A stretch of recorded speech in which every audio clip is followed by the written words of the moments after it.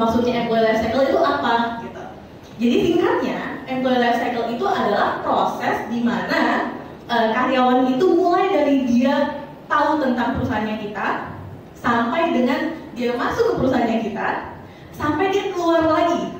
Jadi kalau misalkan mungkin bapak-bapak, ibu-ibu yang sudah pernah pacaran, sudah pernah menikah, pasti familiar gitu ya. Kita PDKT pertama kali kan itu kita attract dulu gitu kan, sama seperti perusahaan attract karyawan gitu.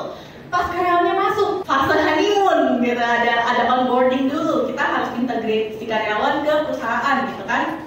Sampai keluar pun itu fase yang penting loh untuk kita bisa dapat feedback dan improve ke depannya seperti itu.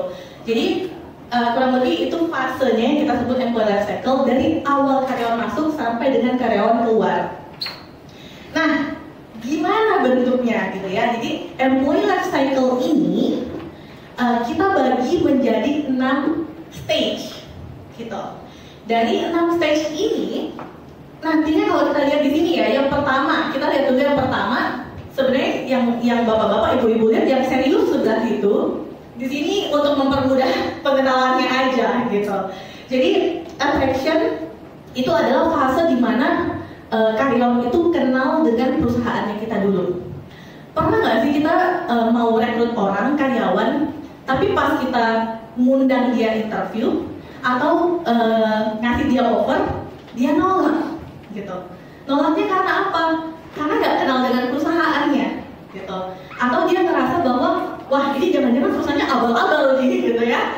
Itu juga yang saya alami dulu pada saat masuk pertama kali ke Reku, bapak-bapak, ibu-ibu.